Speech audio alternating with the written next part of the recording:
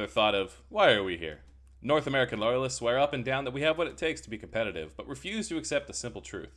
As long as there is an import rule, North America will never win Worlds. Golden Guardians, a franchise that takes nothing and turns it into a microcosm of something. Promoting a Nero to GM is a good start. He has many friends in many places, and I hear he likes to hire them.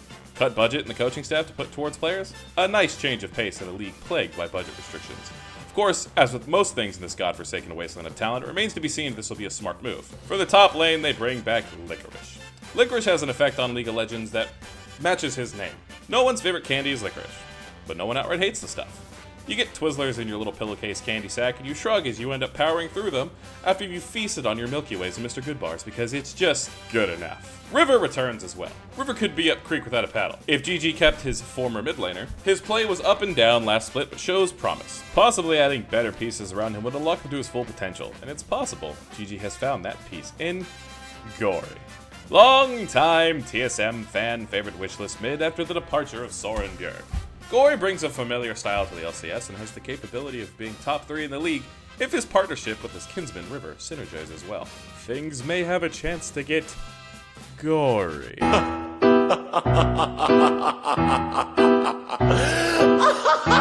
The only current issue I can see for Golden Guardians is its very weird bot lane, consisting of former CLG 2015 teammates Stixay and Huhi.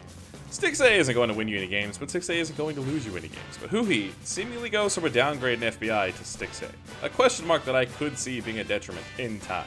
At the end of the day, it seems like GG side graded in every position that changed and added a boom or bust candidate in the mid lane. A bold move, and not unwelcome for Golden Guardians. CLG. They're the same picture. Evil geniuses. EG took the Oakland A's approach and decided success doesn't mean anything if you ain't saving money. Yeeted Peter Dunn back to EU and got rid of Impact for Someday, which is like reaching for a Mr. Pibb instead of a Dr. Pepper. Keeping inspired is a massive win, solidifying the Jungle Wolf for a season in which it seems to be of the utmost importance, if not being dumb fuck easy. The pride and joy of Zoomer LCS fans, Jojepyun comes back to the mid lane for another round of being the best domestic mid laner in the LCS. Bringing on FBI to replace Danny is a good move, but the possibilities of him regressing on a new team is something that must be considered. As an EG fan, when TSM disappoints me like your mom running to another man's arms, I hope he does in fact continue being the FBI we know, but his play seemed to slip a bit towards the end of the split. Hopefully a change of scenery will allow FBI to open up. In the support role, we have Vulcan, Captain McDonald's himself. Be careful what you say, you may get ratioed. In summary, despite the rumors of EG's mistreatment of Danny, EG put together yet another solid roster by swapping out pieces for what I would consider neutral gains. It's not better, nor is it worse than last year's team. Cloud9. The easiest evaluation of a team is definitely going to be C9. They literally didn't change.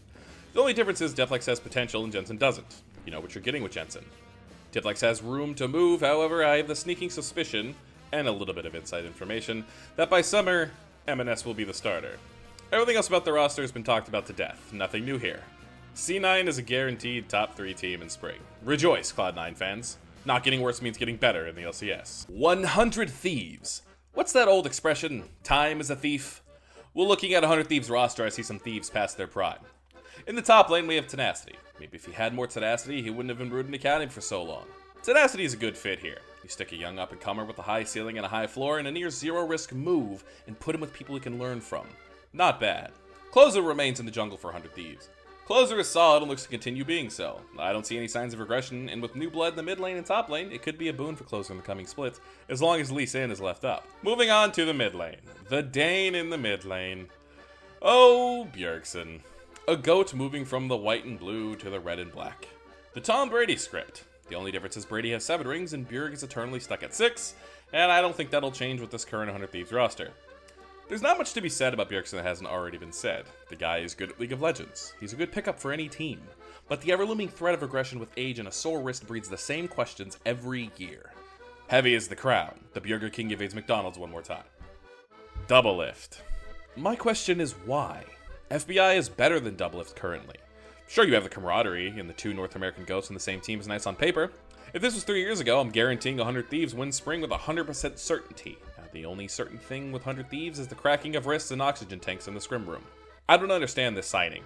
It screams Favre to the Jets to me. I'll have to see this one to believe it'll work. Busio. Busio was one of, if not the, best support in Academy last year. He could be a blossoming player with someone like Doublelift as his ADC. An experienced partner can always make the dance better. However, as stated for Doublelift, the question is no longer, can the support keep up with Doublelift? It's, can Doublelift keep up with the support? Time will tell. And as we all know, time is a thief. Dignitas. One of the most confusing things this offseason is what fucking bank vault did Dignitas rob to get the funds to sign some of the players they've signed. Dignitas has refused to embrace the suck. In the top lane, we have Armut, a signing that hasn't received as much love as it should. People are assuming because Armut looked just okay in EU, that he's going to do the same in NA. It's NA. Just assume that any import that comes over here is most likely a top 5 player in their role, just by being not from North America. Let's not forget Armut won back-to-back splits with Mad Lions in 2021 and finished 4th last year. I respect the signing. In the jungle, the mighty jungle, Santorin is alright. Still top 5 in his role in the LCS. Santorin will not win you any games of League of Legends. Santorin will not lose you any games of League of Legends. Another player who's been talked about to death. Nothing new to add. He's good. In the mid lane, we have the Dane, whose name is not Bjergsen. It's Jensen. Gone are the days of selling cologne. Gone are the days of clapping Faker. Jensen stands and C9 fans will refuse to accept the simple truth. Jensen has taken a step back. Granted, he still has many steps ahead from most other mid laners this year, and it's not hard to see his play has slightly regressed, and I don't think the team Dignitas has will unleash him to some killer comeback. Top 5 in his role. Wait a minute. Spawn. Spawn is the biggest question mark on this roster. In every role, Dig has managed to land a top 5 player in their respective roles, but might have landed the worst ADC in the league, the guy who couldn't even beat Neo for a starting job on a 10th place team last year. Time will tell if I stick my foot in my mouth about this one, but this one is just not it. All in all, I enjoy the moves that Dig made. Let's hope they prosper and don't dig themselves into a hole. Team Solo Mid. Although, I guess that's not their name anymore. We should try to find them a new one. How about Talent Suppression Machine? Or the Slithering Mucus? Or the Somber Malaise? How about the Sorta Maybes? Reggie said that TSM were planning to go big this offseason, but in reality, they went perfect size. All of these words and phrases describe a team destined for greatness in another region, where they'll probably finish 6th every year too. In the top lane, it's Solo, the Ryan Fitzpatrick of the LCS. That's it. There's nothing else to say. I've said everything I need to. It's fine. That's all this move is. It's fine. Hailing from the East Blue, we have Buggy D Jungler. TSM finally landed a competent Korean. Surely pairing him with Solo will yield incredible results that definitely will keep them in the LCS for years to come. This is fine, I guess. Maple returns to be the mid for TSM. Maple is stout, like a rock. Maple also syncs with the team, like a rock. Maple can climb up from the depths and seize victory from your enemy, like the Rock. And Maple can do jack shit sometimes, like a rock. It's fine, really. Much to TSM fans' chagrin, getting rid of Maple for some coin flip import wouldn't have solved TSM's issues as much as their rabbit idiot fanbase would like you to believe. This move is fine. The ADC is Neo. Every TSM fan's heart either just sank or their fingers immediately started with the clickety-clack of Neo has the potential to be the best ADC in NA if this happens and this happens and this happens. I agree that Neo is a stopgap and is a middle-of-the-pack ADC at best. Something they were missing with instinct and tactical. The signing is also fine. I'm sensing a theme here. The support for TSM is Chime. Do you know what Chime rhymes with? Yes. Everything about TSM is just fine. It's okay. There's nothing here that screams they give a shit. There's nothing here that screams that they're investing in North American League of Legends. This team will do just well enough to keep the North American fan base somewhat loyal while they leave town to go get some milk and promise they'll be right back. But the fact of the matter is, they're never coming back. You wish Reggie would look you in the face and just tell you the truth, that he doesn't love you or your mom anymore, and he just wants to be free and be his own man. The monotony of everyday life has broken him and sent him to a spiral where he keeps buying cars and yelling at people around. Breaking up is hard to do. Except Fate. Take 500 milligrams of copium and call me next spring with news of Korea. FlyQuest. There's a specific problem with FlyQuest. It's that Fly has too much promise. I'd like to forfeit going over their roster to start the year because I feel like no matter what I say, it'll be a divisive take. So I'll leave it at this. After the first 2 weeks of LCS, I'll do a full video on Fly. For now, I just want to see this team in action. However, something must be said about the way that jersey makes me feel. Can we get much higher? So high. Team Liquid.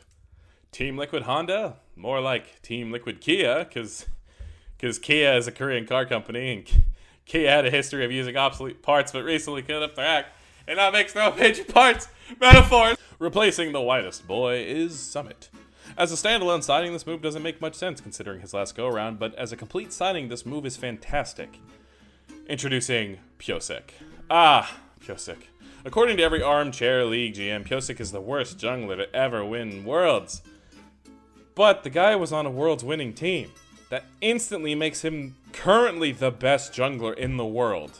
By definition. Am I saying he's the most skilled jungler in the world? No, not by a long shot. But there is something to be gleaned by TL securing a second literal world champion on their roster. Harry will be solid. He has an amazing cast of players around him and should flourish if the coaching holds up. Being an academy, it remains to be seen if a player will shine on the big stage, but Harry, out of all academy players being promoted, seems to be the one people are most confident in, if not Busio. I don't have a lot to say about Yeon. Yeon? Yeon. Regardless, I didn't watch him too much in academy, but if TL believes that he is starting caliber with the rest of this roster, I'm inclined to trust them. And that brings me to the end of my video. My first video. And I promise my thumbnail will not have just a photo of a player with a red arrow pointing to them. Although, I feel like I'm forgetting somebody. Must not be important if I'm drawing a blank like this. Until next time.